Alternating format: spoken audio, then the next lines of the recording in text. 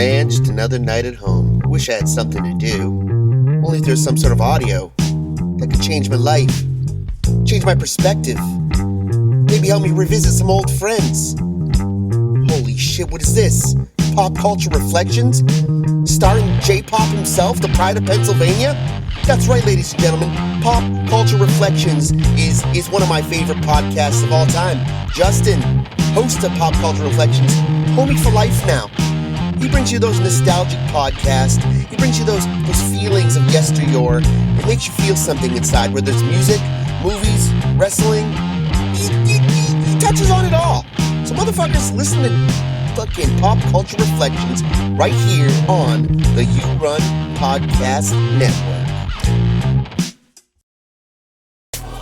Welcome to the podcast. I've got some real heavy hitters that are going to kill it today. Absolutely kill it. Good thing these Grabboids aren't going against Marky Mark and the Funky Bunch because they would feel the vibrations.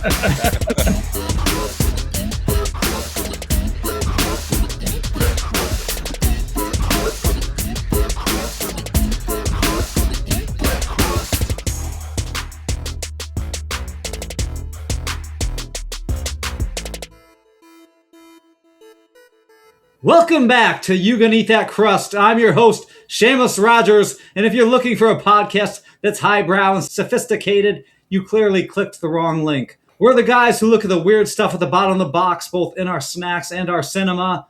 Today is a big one. We are lacing up the gloves for another round of our all-time horror villain bracket. We're talking about the monsters that make you want to cancel your vacation and the slashers that make you want to double-check the privacy section of your rental agreement. To help me decide who moves on and who gets tossed in the trash, I'm joined by two absolute legends of the scene. First up, a man who spends his days looking in the rearview mirror of history to see what's still chasing us. A great friend of the show, a man who can break down the classics like a crime scene investigator. From the Pop Culture Reflections podcast, please welcome Justin Skoviak. Justin, welcome back to the show. How you doing, brother? Holy shit, man. I'm good to hear. That was quite the intro, but let me just say I'm here to chew bubblegum and talk about insect politics, and I'm all out of bubblegum, and insects don't have politics. So, you've been a lovely audience. Have a good night. See you later. And next, a man who has built an entire empire on the philosophy that if something scary starts chasing you, you should already been 5 miles down the road. Representing the You Run Podcast Network, it's Scott Harding. Scott, you spend your time deep diving into the most unsettling corners of the genre. So you're the perfect person to weigh in on these horror movie heavyweights. Thanks for coming back on the show, Scott. How are things? Yeah, things are great. Thank you for having me on. I'm really excited. I think I've got some real heavy hitters that are going to kill it today. Absolutely kill it. Nice. And finally, the guy who's been across the table from me since the first slice was served, the co-pilot of this nightmare, Greg, I like everything Hoey. What up, homie? I hate that intro. What's up, everyone? Greg, you asked Greg about any movie, any game, any show. He's always like, yeah, I liked it. I'm a harder critique of things. I'm harder to please. So I just always tell Greg that, you shut up, man. You just like everything. Yeah, what's up? How you guys all doing out there? Justin, Scott, thanks for joining us. Of course. Yeah, thank you for having us. All right, and today's episode is, like Seamus said, part 2 of the horror villain bracket. And this one's going to be fun. Just want to run down the cast real quick. We have 2 brackets. We have the space bracket, which features the number 1 seed, the Xenonorph. Number 2 seed, Pennywise the Dancing Clown. Number 3 seed, Killer Clowns from Outer Space. And number 4, Grabboids from Tremors.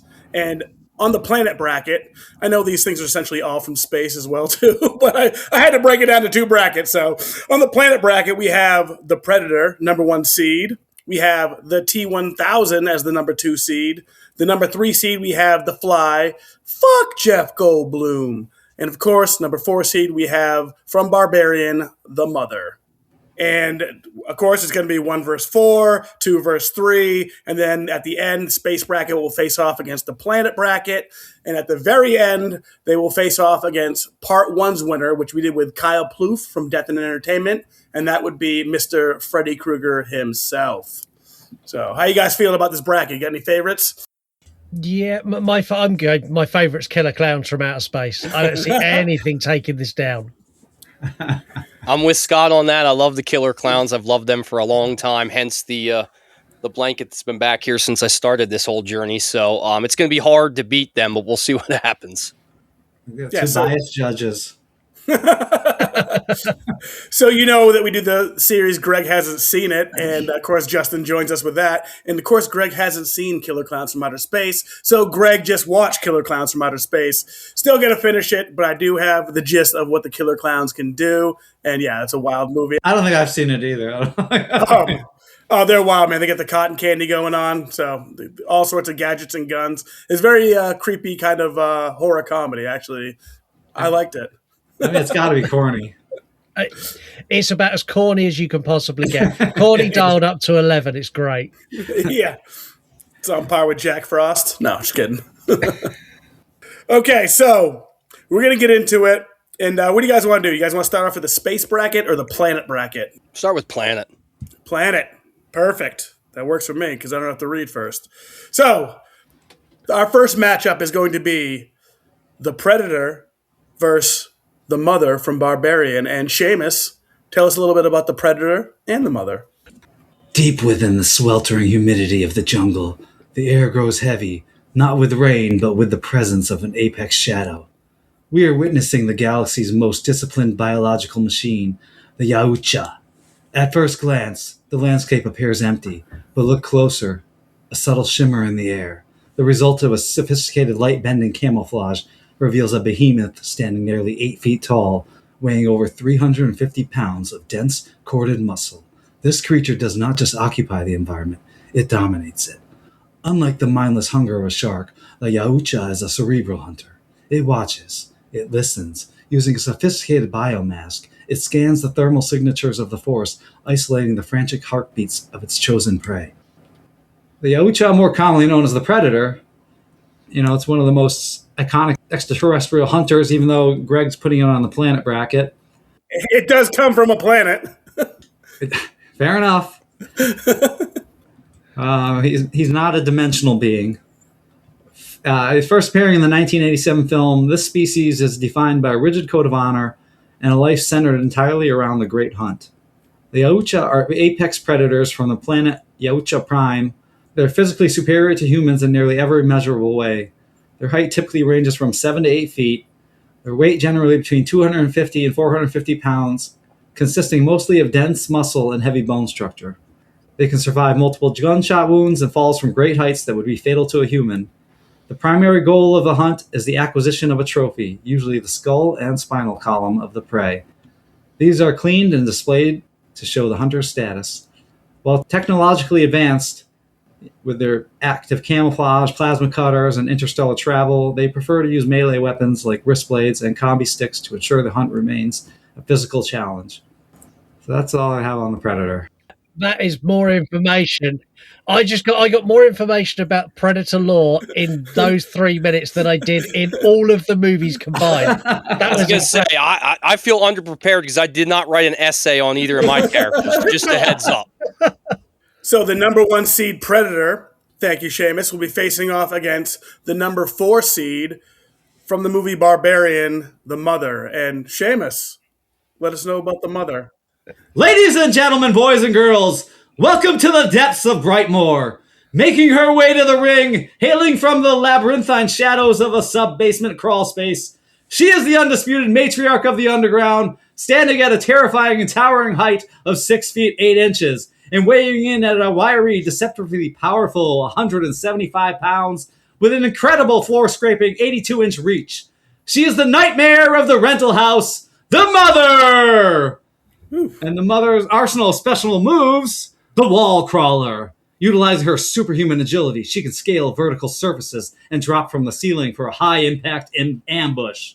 The Mammary Mauling, a debilitating grappling move where she traps her opponent in a crushing breastfeeding bear hug, forcing them into a state of psychological and physical submission.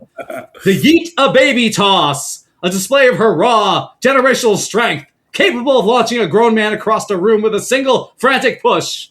And the finisher, the Brightmoor Breaker, When the mother decides you've been a bad baby, she goes for the kill. She lunges with blinding speed, seizing their opponent's head with both hands. With a single explosive burst of superhuman force, she applies a cranial compression so powerful it can shatter a skull like a dropped melon. Watch out, folks! Once she starts the lullaby, there is no escaping the nursery. She just can't handle jumping from water towers.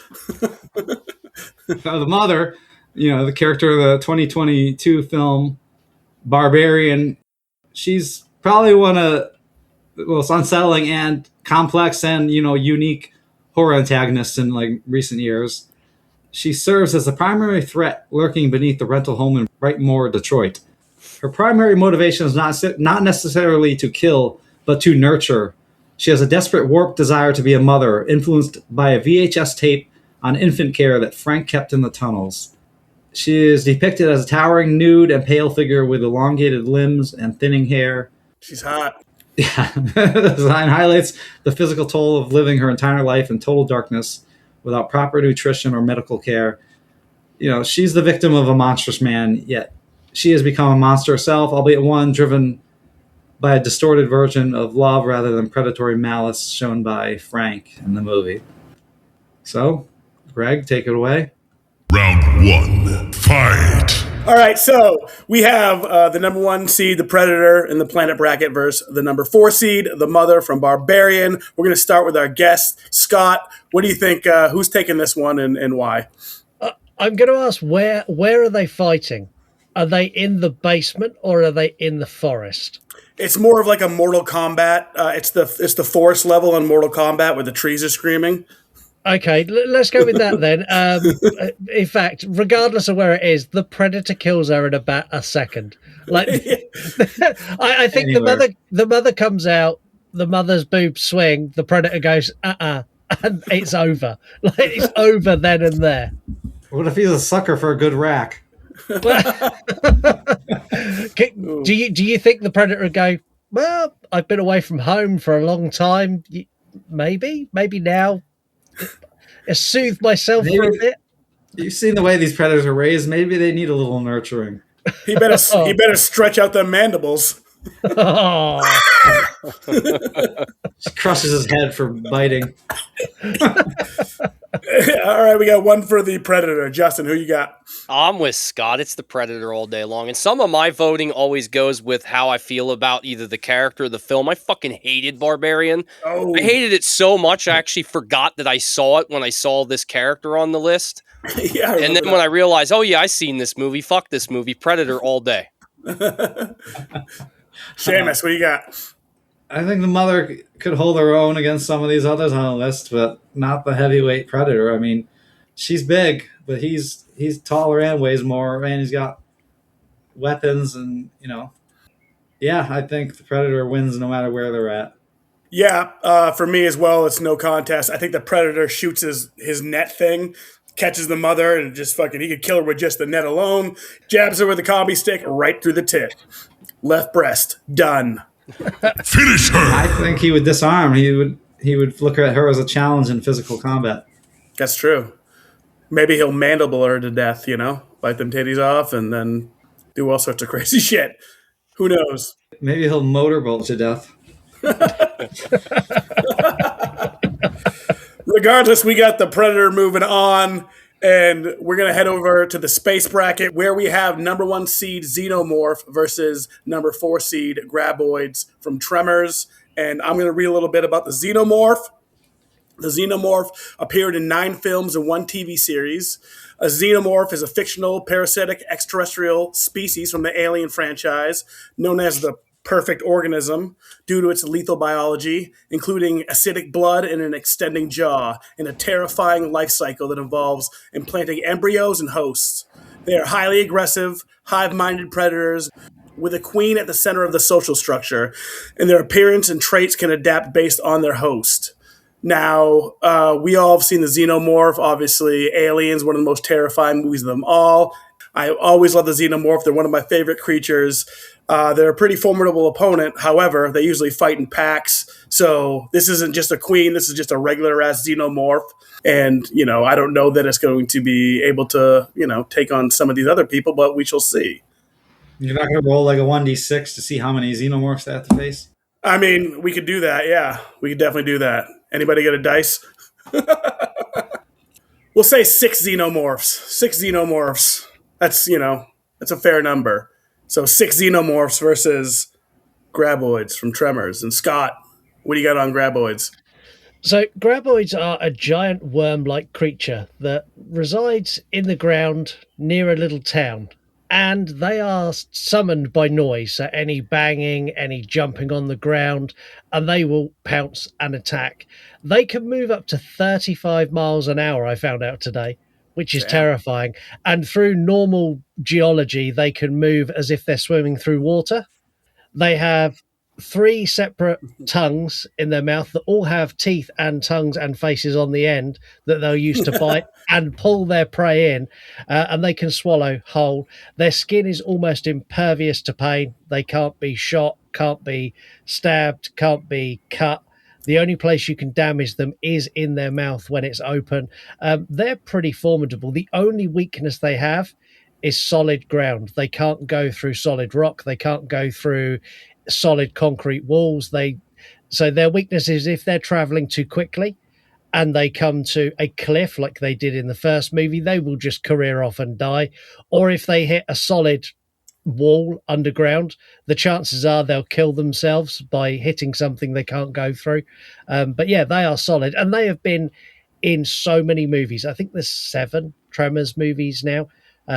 They go all the way back to like the Wild West, which I think is Tremors 4, which they're is in awesome. Dune movies. They're in Beetlejuice.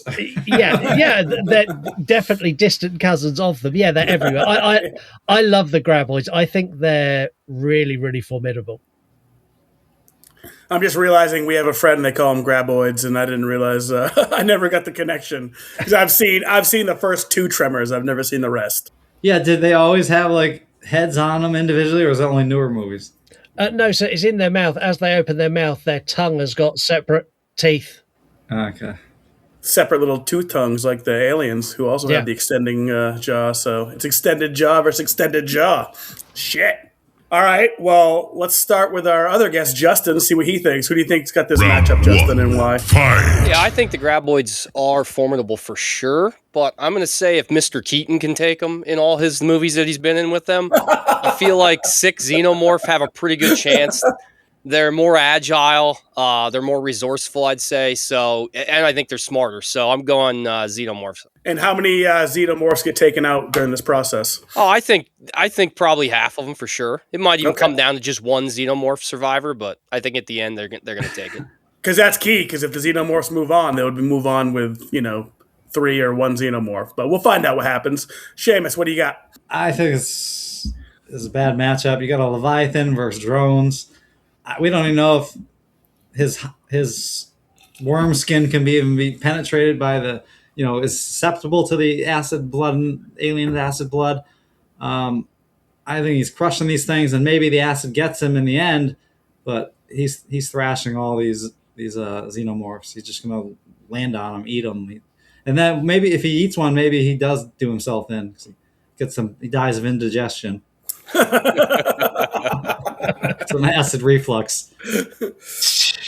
All right, we'll let our guest go last. I'm going to go next, and I'm going to say that the Xenomorphs take out Grabboids with about 2 to 3 left. I'll say 3 left. I think, like Seamus said, I think the Grabboids is going to eat one of them, and it's going to, melt inside of it and be its undoing.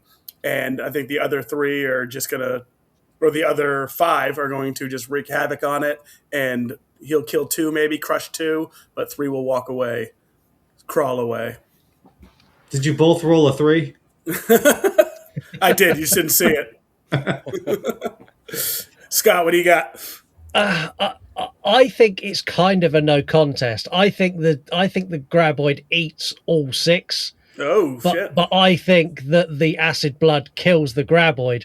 It's whether he chews on the way down or whether a Xenomorph is alive and cuts itself back out. Because Xenomorphs, as clever as they are, as soon as they hit the ground, the Grabboid knows where they are.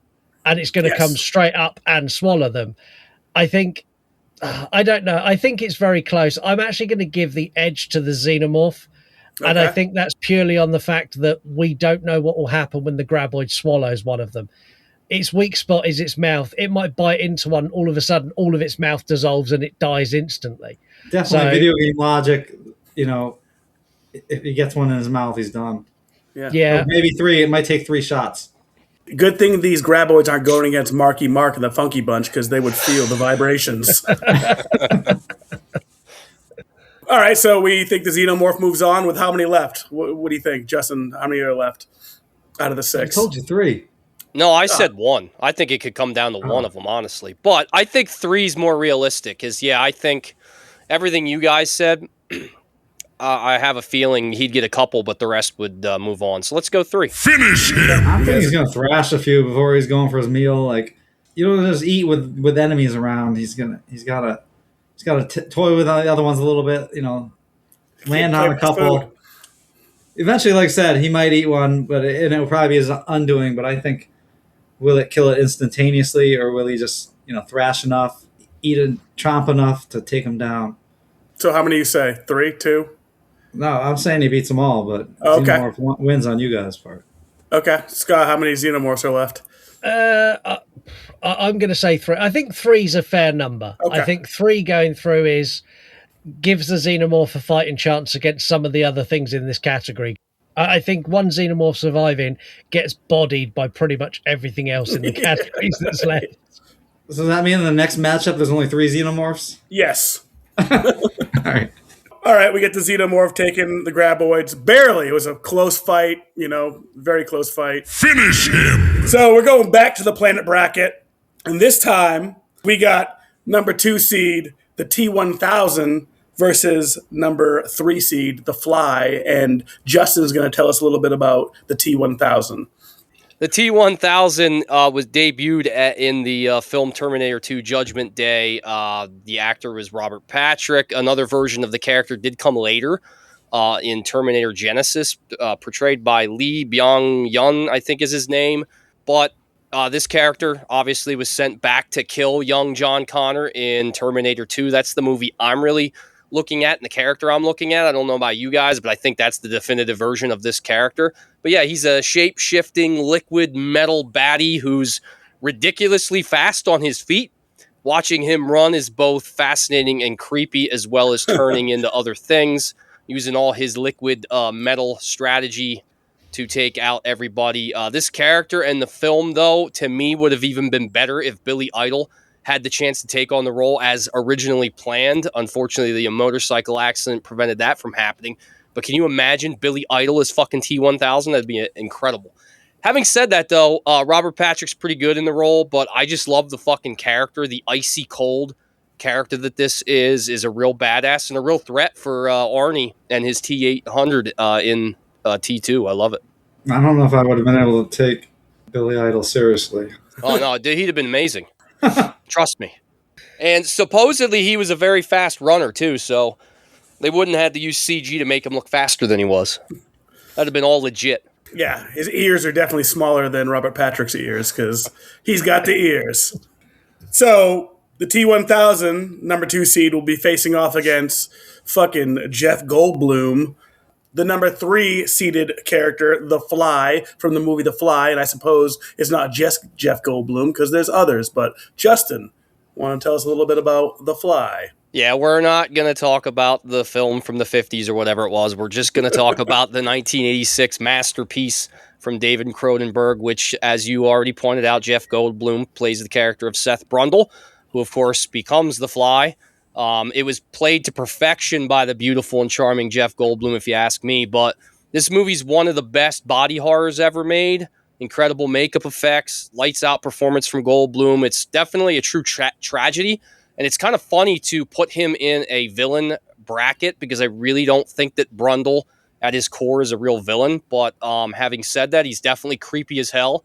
The character and his sad transformation and disintegration gave me nightmares as a kid. This was literally one of the scariest movies I ever seen as a kid.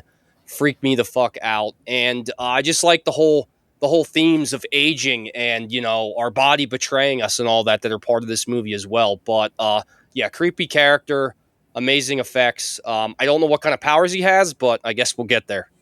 He can regurgitate on people's hands and melt them Some more away. acid, right? Or if he gets into like a arm wrestling contest with the T1000. But it's liquid metal. I don't know how. Oh, I'm not saying he's going to win. I'm just saying Right. he's an arm wrestler as well, too. He's breaking bones. That's one of my favorite movies as well. I love Cronenberg, and that's one of the best body horror movies. Round one. And let's start with Seamus. Who you got in the T-1000 versus The Fly? I know Terminator 2 is one of your favorite movies of all time. It's the epitome of an action movie. It's got all the right elements. But in this one, this is a fucking bad matchup for Baxter Stockman, man. He's gonna get crushed like a fly. I don't think there's anything he can do to do any permanent damage to the T-1000. He's brilliant, maybe. Is he still smart in his fly mode? I don't remember. Yeah. Kind of. He seems to be breaking down a little mentally. And I would argue that he might be turning. He doesn't start off as a villain, but he kind of like is morphing into a villain, or at least a baddie in a way. Towards the end, when he's taking full fly form. I think unless he had time to plan this encounter, the T-1000 is going to mop him up pretty quickly. Scott, what do you think? Does Brundlefly have prep time? If he's got prep time, I think this is a different conversation. He's got machinery that can do all kinds of weird sort of shit. If he can get the T-1000 in the thing that turned him into the Fly, can he melt him? Can he completely finish him off? No prep time. I think the T-1000 destroys him. But if he's got prep time, I think Brundlefly's got a chance. And maybe Jeff Goldblum could just charm him, because he's like, do you want to jump into the plasma pool with me? And maybe the T-1000 like, do you know what? 80s Jeff Goldblum, maybe I do. Just maybe I do. I think T-1000's got this, unless there's substantial prep time before. Justin, what are you thinking? Yeah, I kind of agree with that. And I think we're also forgetting that the T-1000 is pretty sophisticated as well. It's very intelligent the way it shape shifts into people that you are familiar with to kind of fool you. So I think even having as Gina brilliant... Davis. Yeah. What's that? He would turn into Gina Davis and get him into bed. Bingo, that's what I'm saying. He could do that just easily. So I think for that reason, in addition to the fact that if he doesn't have prep time, like Scott said, I think it's a no-brainer. I think it's over in seconds. So I got to go T-1000. Yeah, that's a good point. Turning into Gina Davis, bad tooth to gum ratio. She's fucked. Or he's fucked.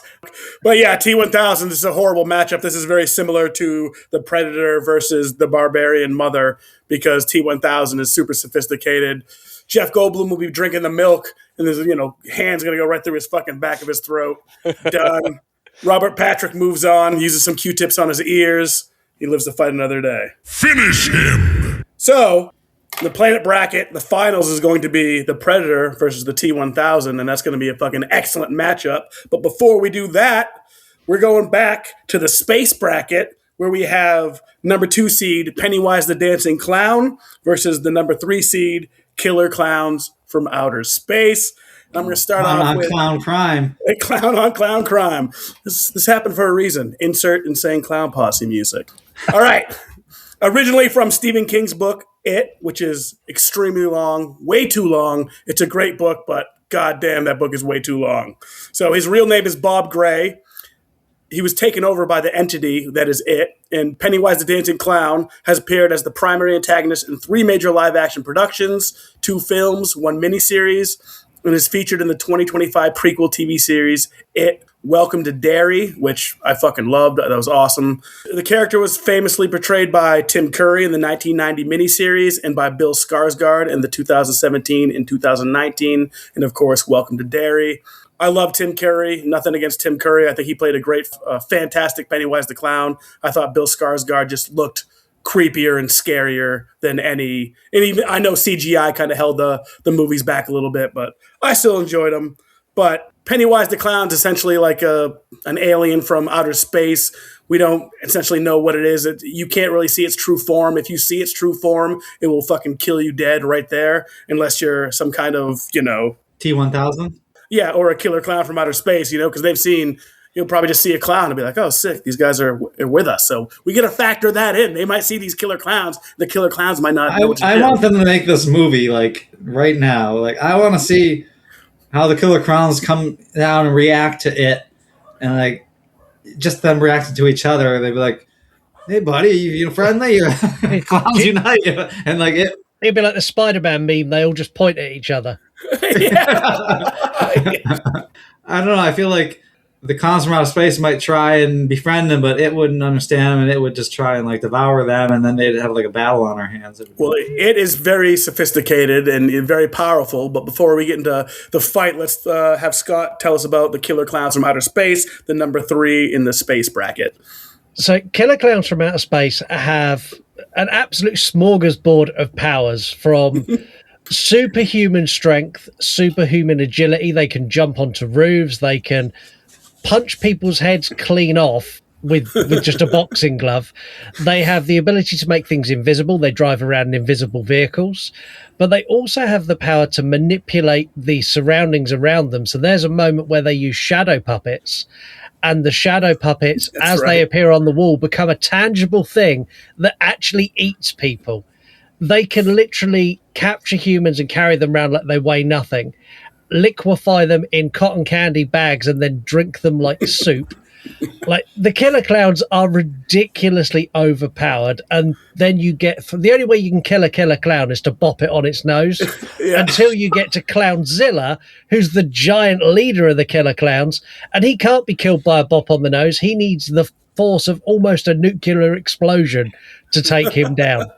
Like, the killer clowns are so overpowered, and I think them and Pennywise would be so funny to watch. I feel like I'm really missing out. I didn't watch these killer clown movies. Oh yeah, you really have. Yeah. So I haven't seen this Clownzilla yet, because I was just gonna say, like, all these other killer clowns are just getting taken out by being like shot in the nose or like bopped in the nose. Round 1, fight. All right. So Justin, what do you think? Who's taking this matchup? I think I know where you're going. Yeah, it's really a no contest for me. Tim Curry is a fucking legend, and I would a lot of times want to just vote for the character he portrays for him only. But I've never been a fan of any of the series, whether it's the miniseries as a whole. I cannot stand the reboots. Just too much CG, too long. I don't fucking care. I don't care about the characters. I don't care about the story. As far as a matchup, I'm with Scott. Like, the killer clowns have so much at their disposal, whether it's acidic ice cream, the fucking pies, the popcorn guns, whatever it might be. I feel like they have enough to take out Pennywise, especially when you got multiple clowns against just him. I think it's a no contest, so I'm going killer clowns all day. So I'm going to go next. I do love Pennywise, and I love the new series. I think I like the new movies. I thought the cast is great, but I do agree the CGI was a little too much on the newer ones. Pennywise is very scary. The book's awesome. However, Pennywise is based on fear, and I don't think that these killer clowns are going to be scared of Pennywise, because they're not going to know what to think of it. They're just like, oh, it's another clown. I don't know what the killer clowns fear, so whatever Pennywise could turn into to make the killer clowns fear is news to me. So I'm actually going with an upset for me, because the number 2 seed versus the number 3 seed. I'm going with the killer clowns as well. Seamus. See, I don't know. These killer clowns sound unstoppable, but I'm going to argue that Pennywise is like a interdimensional being. He is. Probably ancient, and he also can manipulate you and get in your head. So I don't know if the clowns are immune to his head games, but I feel like he's going to manipulate them and get them to take each other out instead of even having to lift a finger. So I think he's going to make them see things that, they don't want to see, and they're going to use all this weaponry against each other. That's an interesting fact. Or they could fight each other and just come out as Violent J and Shaggy 2 Dope, ICP. I mean, you didn't say juggalos were in the battle. See, I think the one strength that Pennywise might have here is deadlights mode. Yeah, when he goes mouth open, you see the deadlights. I don't know whether the killer clowns are just going to float up into the air like they do in the movies, or whether they're going to be like, oh, that's cool. There's some lights. Let's fire the popcorn gun in there and see if they eat the lights. Like, I don't think it's majorly one-sided. I think Pennywise puts up a hell of a fight here. He's not going to go down. I think he's going to take down at least one or two of the killer clowns in the process. Maybe some of the lesser formidable ones, like the leader one who ends up in the prison cell early on. Maybe he gets taken out. They're definitely not taking out the short clown. I can never remember his name. The one I think he's just Shorty. Yeah, the one who knocks the head off. Yeah, punches a guy's head off that lands in a bin. Like, he's fine. And I don't think he can take Clownzilla. I think Clownzilla picks him up and eats him. Maybe one of them gets back to the ship and realizes they needed their helmet of mind disruption. And then it's a different, they level the playing field versus Pennywise. And they probably have some super cool like space glasses as well too to block out the deadlights. They got some blue blockers. That they would have the most ridiculous, those giant novelty sunglasses. Yeah, they would be those. Like Pennywise mouth would open, and they'd just drop these massive shades and start dancing. Reflect it back at Pennywise, and Pennywise explodes. Finish him! So, how many killer clowns are there total? I think there's 6 or 7. There's a video game as well, which adds loads more and different clown classes. But it looks cool. We'll ignore that because that goes wildly off the reservation. I was going to ask if you guys have played the game. I haven't played it. I've seen lots of clips of it, and I've seen lots of people talk about it, and I'm like, that's not killer clowns. That's like killer clowns, and you've just gone, how far can we push this concept? I know they've got people who don't understand killer clowns making a game about killer clowns, probably. Yeah, well, they've got the shadow puppet thing is a thing within the game, and I've seen a couple of clips of that, and I'm like, that's wild. Like, that is so wild. Like, they just you've got various different shadows you can select, and then they become tangible things in the world that eat and destroy things, which is cool. So, would you guys want a rematch or a remake of the Killer Clowns if you could have it, or do you want to just keep the essence of it? No, I wouldn't want a remake. Aren't they doing it? Yeah. I thought they are. So you guys are a little apprehensive about that? They're never going to match the spirit of this film. This is a low budget 80s bordering on B movie. You can't fucking match that in the 2020s. It just can't happen. So yeah, I'm not looking forward to it. I wish they'd have left it alone. Do we know who's doing it? No, as long as it's not Blumhouse, we might have a fighting chance. It's going to be Danny McBride, probably. All right, so how many killer clowns are moving on then? I think 4. I think there's 6 or 7. I think 4 is a safe number to move on. Oh, man. So we got, in the space bracket finals, we got 3 Xenomorphs versus 4 killer clowns.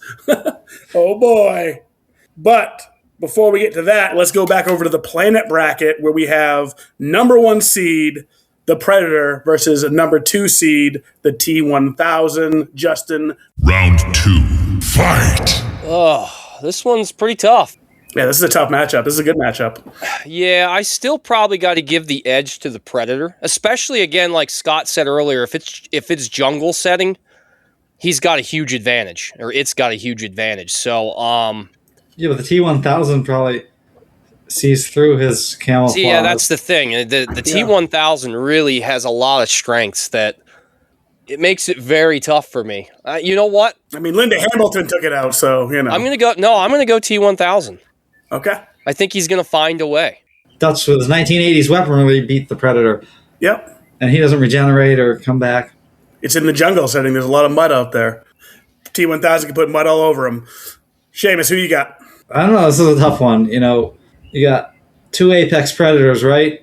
The Predator makes a living on hunting down these, he embraces these types of matchups. He can blow it up, but all this liquid nitrogen reforms itself back together. Yep. If he's in the jungle, unless he finds a volcano, I don't know what he's going to do to stop it. Maybe his nuke can get it, but he'd probably end up taking himself out with the mini nuke. And in the process of getting the T, unless he could trick it, which Predator is intelligent, he could trick it, but I don't know. I feel like the T-1000 is probably winning the majority of these matchups. Okay. Scott, what do you got? I think early doors, the Predator absolutely overwhelms the T-1000. There's a nice little blast from his 3-dot laser that rips a massive hole, and he does that thing where he's like split clean in two. I think the Predator slices and dices him, and I think the Predator absolutely obliterates him. And then the T-1000 comes together, and the Predator goes, "Oh fuck! I got nothing. I got nothing now. You've completely ended everything I had." I think the only way it ends with the Predator even coming close to a win is that thermal nuclear blast. A big hug for the T-1000 and take them both out. But if that's off the table because it takes him out as well, the T-1000 wins this. But I don't think he wins it easily. Yeah, Do you it's a think good call. the Predator might realize that he's in over his head, flee, but not out of fear, but come back with better weaponry or better game plan? Do you think the Ocha would run to win later on, or he's just his arrogance? He has to stay through the battle. I don't think I've seen a Predator run ever. Predators They're tend pretty to stubborn. Yeah, they tend to fight to the. I think there'd be lots of him back up in the trees going, "Shit, how do I take this out? There must be something I can do. Let me try this. Let me try that." I think the T-1000 gets destroyed in various different ways for a prolonged period of time. And I think there's going to be a point where the Predator goes, "I just can't beat it. I've tried everything." Drive and unwillingness to quit would probably be his downfall against the T-1000. Yep. Yeah, you need a certain environment to kill the T-1000. Where, I don't think you the jungle. Exactly. And the Predator's probably going to throw all it has at the T-1000 and just realize it's in and over its head. I don't think it's going to run. I think it's going to be too stubborn to realize and just totally lose to the T-1000. I think. What if when the Predator's in a tree, retreating from the T-1000, catching his breath, and a big jaguar comes and grabs his arm, pulls him down out of the tree, and who, the T-1000? No, the Predator. Oh. Jaguar wouldn't go after a T-1000 unless it probably came near their territory, because they wouldn't smell it or sense it as prey. Whereas, the Predator has flesh, and he might have to deal with other predators in the jungle, whereas the T-1000 would mostly be ignored. The other question is, will the Predator even be able to see the T-1000? He's liquid metal. Is he even hot? Right, good point. Exactly. I didn't even think about that. But he's got multiple spectrums in that mask. Oh, that's true. He can flick between. He does mask, that. Maybe not without his mask, but with his mask, I think he can switch to one spectrum that would see it. Plus, the T-1000 could turn into a predator and and the predator would be like, "Mom," and would be so clueless on what to do, and then boom, it's over. So it sounds like the T-1000's moving on. Finish him! To the Planet Bracket Championship versus either the Xenomorph that has 3 Xenomorphs left or the Killer Clowns from Outer Space. We're going back to the Space Bracket. We got number 1 seed, 3 Xenomorphs left over from 6 versus number 3 seed, the Killer Clowns from Outer Space with 4 clowns left, including Clownzilla. So who do we have in this matchup? Let's start with Seamus. 3 Xenomorphs versus 4 Killer Clowns from Outer Space. Round 2. Fight! I'm thinking, I don't know the clowns that well, but it sounds like they're pretty prepared to take on the Xenomorphs. Xenomorphs might take them by surprise, whittle a couple of their numbers down, but I think sounds like they have the weaponry to handle this. So I think the Killer Clowns probably win this battle. If there's a horde of the Xenos, then yeah, I think it's a different story. But if there's only a few of them, I think the clowns take the day here. Yeah, they're like pack mentality, hive mentality, the Xenomorphs. They fight in we've seen the amazing movie Alien vs. Predator, the first one, was such a good movie. Where at the end, they're all swarming on the temple. There's thousands of them, and the Predator's still nuking them all. I think the Killer Clowns are going to take this because I don't think the Xenomorphs know to bash these things in the nose. And of course, there's Clownzilla. It's the ultimate queen alien. Even if this was a queen alien, we don't have the queen alien here, which is smart. She's a clever girl. That's a Jurassic Park reference. But I'm going Killer Clowns from Outer Space, and I say they Xenomorphs take out 2 of them, and there's 2 left. There's 1 solo. There's the Shorty and Clownzilla left, in my opinion.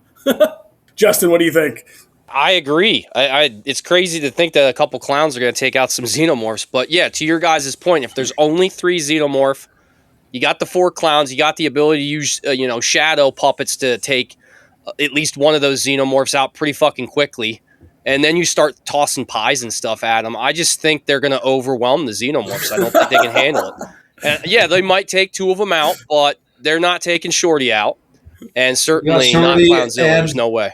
And Clownzilla, I mean, they form a giant Master Blaster, and then you're in the Thunderdome with fucking 2 Xenos left. Fucking Shorty's going to take 1 Xenomorph out with his fucking tricycle alone, so. Yeah, he's going to upper a couple heads off.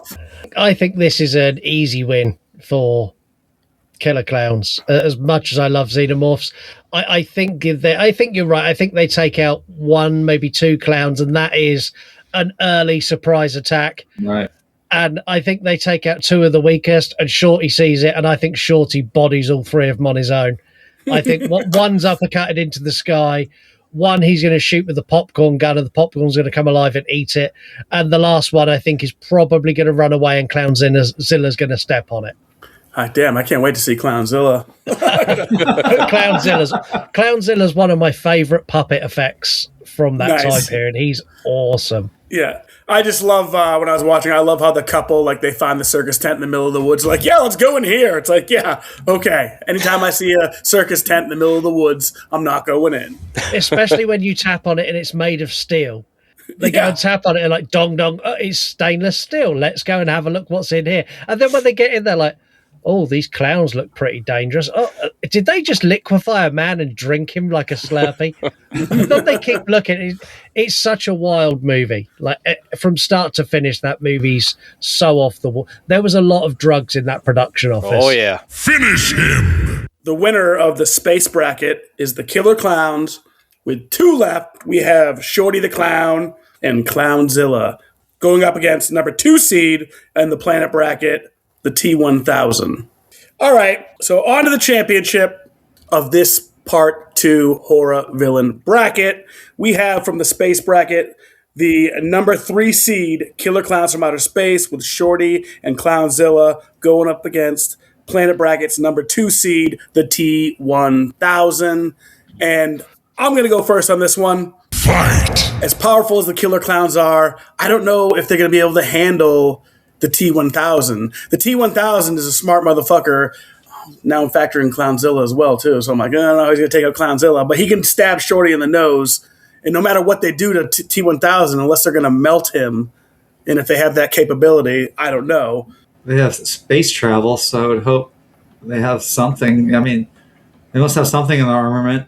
I feel like they're probably the best equipped to handle the T-1000. Oh, for sure. I just don't know that what's going to take out the T-1000 other than, like, you know, fucking lava or something like that. So, me personally, I'm going with the T-1000. Scott, what do you think? I'm going to go Killer Clowns more than anything to play devil's advocate and tip the balance. So it's a closer fight. I think the T-1000 puts up a great fight here, but the Killer Clowns have something that we've not really touched on. And it's their ability to cocoon things in candy floss that liquefies them. So if they liquefy the T-1000 in a cotton candy cocoon and he can't get out, and they then drink him, that's it done. Like if they share him around, like pass him around like a doobie, like he is not coming back. This is true. That's a good point. I'm going to give this. What if they Killer poop him Clowns. out later on and he reforms? And Oh, man. Robert Patrick's head just climbing at one of their asses. Yeah, I'm going to give this to Killer Clowns. I think they struggle, but they're going to get it done. why can't the T-1000 form into like little T-1000s if he doesn't get all go back together? Like, is there only one processor somewhere in there, and it has to? Like it's Army of Darkness. He's like all those little ashes. Yeah, there you go. That would work for me. Mini T-1000 versus Mini Ashes. Great. I'd watch that movie. That's a horror short. If any film directors are listening, that's a horror short that would get a lot of views. Yes. That would be hilarious. You just do like a little animated short of that. That'd be great. Yes. Yeah. Well, they have the computer thing now where they have like 1,000 xenomorphs versus like, you know, a giant gorilla, and they want you see it fight. I'd love to see 1,000 little T-1000s versus 1,000 little ashes. It would be epic. Seamus, who you got in this matchup? T-1000 versus 2 killer clowns from outer space. T-1000 is my juggernaut. Like, I think he's capable of taking out anyone, but again, this is I don't know. Are the clowns even intelligent, or are they just bumbling and they just have this technology behind them? No, they're Did they intelligent. steal this? Did they steal they're the intelligent. technology?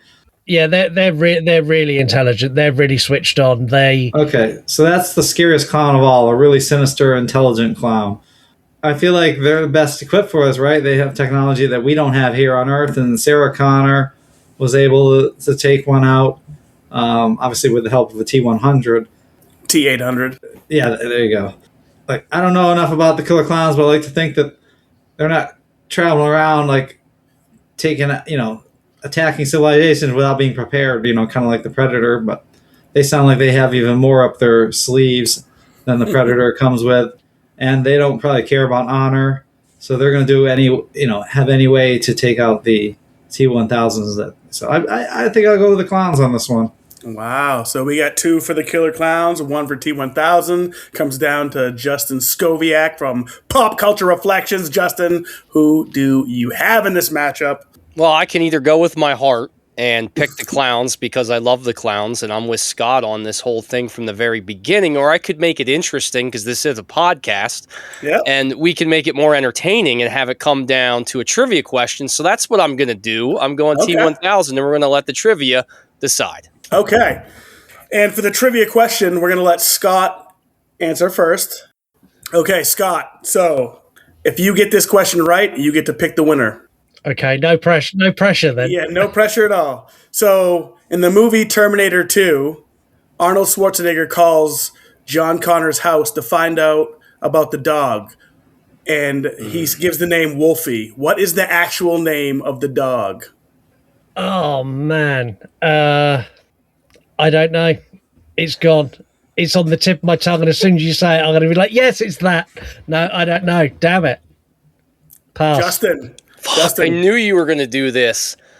I'm with Scott. Like, I always remember Wolfie, but for some fucking reason, I never remember what the dog's actual name is. It's like right there. And yeah, as soon as you say it, I'm going to be like, yep, that's it. Okay, no, I take don't. a guess. Fucking Harold. Nope. That'd be a great dog name. All right, Seamus, it is your favorite movie. Do you know the name of the actual dog? Is it Max? It is Max. Of course it's Max. Featuring Vasquez from that scene as well, too. That's right. Okay, so who is taking this thing down, Seamus? We have 2 killer clowns or the T-1000. Finish him! It's in your hands. I don't know. Like I said, I feel like the clowns have this, whether they should have it, but my gut wants to go with, the T-1000. I mean, I'm going against a character in a movie I love the most by picking these random clowns that I don't even know. Also factor in that the winner of this whole bracket will be facing off against the winner of our part 1 bracket. So Freddy Krueger. So I could push T-1000 in, and I think he's probably one of the only ones that could beat Freddy. He doesn't dream. He don't give a shit. He's not going to sleep. He's the perfect candidate to kill Freddy. So I feel like I don't want Freddy to go out like that. T-1000, you're just a robot, man. Your feelings aren't going to hurt. Let's push the clowns in. Finish him! All right, so Love it. the killer clowns from outer space have taken the horror villain bracket part 2, and they will face off against part 1's winner, Freddy Krueger. And of course, Freddy Krueger is the iconic villain from the A Nightmare on Elm Street franchise, a disfigured child murderer who returns as a vengeful spirit to kill teenagers in their dreams using a bladed glove, causing their deaths in the real world as well. He is known for his burned face, red and green striped sweater, brown fedora, and razor claw glove, and portrayed by the man, Robert Englund, in the original series. I'm trying to think of what's his name, who from... Jackie Earl Haley. Yeah. Rorschach. That was a really hard decision right there. I want to send the T-1000 forward, but I think you've made the right decision just because of the potential for how that final fight is going to go down.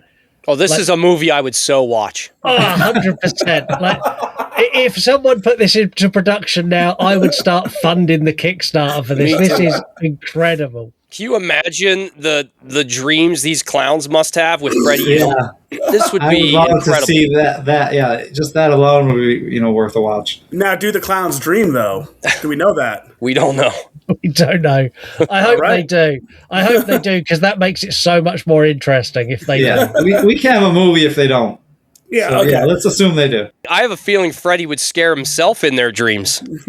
Fight! In this scenario, the clowns are dreaming. He would go into their dreams, and then he finds out they're lucid dreamers, and they start like chasing him in the dream. That's the one concept I've always wished they'd done in A Nightmare on Elm Street. Freddy goes into someone's dream and has a moment where he's like, get me the fuck out of here. I do not like it in here at all. Right. All right, well, let's get into this matchup. Seamus, since you pushed the clowns forward to the next round, or the championship round, the ultimate belt, who do you have in our horror villain bracket championship? Freddy Krueger. He was so number 1 seed Freddy Krueger versus the number 3 seed Killer Clowns from Outer Space with 2 left. Fight! So I think Freddy would probably go in. He'd probably be a little put off by these dreams. He might even find some setbacks. He might find that he becomes the victim in these dreams. But Freddy is good at retreating. He's kind of a coward sometimes. He'll go away. He'll come back, and he'll eventually come up with a plan to get them. I mean, even if the clowns do stop him, I mean, Freddy comes back. He's going to get you later on. You can't stop Freddy. He always comes back. So I'm going to go with Freddy Krueger. He's taking all these clowns. He's taking them down a nightmarish carnival of dreams, and we all want to see this movie. Let's make it happen. But I have to go with Freddy Krueger. All right, Justin, who you have in this matchup? Well, as much as I love the Killer Clowns, I probably love Freddy Krueger just as much. Robert Englund, like you said earlier, fucking legend. This is a movie we all got to see. The world needs Freddy Krueger versus the Killer Clowns from Outer Space. Imagine all the one-liners and jokes could be in this one. It would be incredible. It would be amazing. But I'm kind of with Seamus. I think Freddy, it would take a few times. He'd get into that nightmare world. Probably be turned off a little bit with what he's seeing. Not sure how to control these clowns' minds in their dreams. But I think he would a few times he'd come back and he'd figure out a way to eliminate them in their sleep. Because I just don't know that the clowns are going to pull Freddy out into the real world, because I just don't know that that's going to work for them.